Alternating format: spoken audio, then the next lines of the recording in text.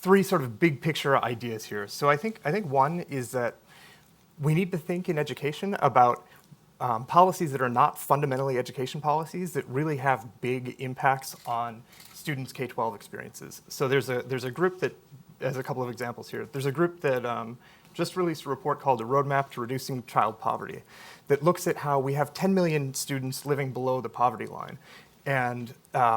this group, and Ron Haskins here at Brookings and many other people are involved in this group, they looked at different packages of policy reforms, most of which are outside of education, to see can we cut that number of kids who are living in poverty when we know that that would have impacts on their performance in school. And if you start looking at potential approaches like expanding access to the federal earned income tax credit, there's a lot that you can do outside of schools that's going to touch students and families in ways that would sort of help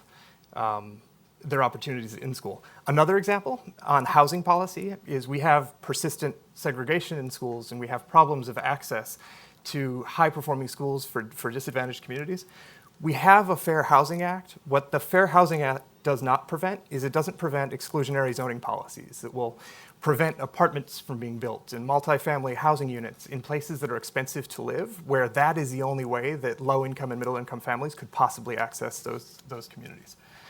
So there is this sort of bucket of non-education policies, and really I think in education we should be thinking that housing policy is education policy, and tax policy is education policy, and we need to think sort of outside of just what education policy is.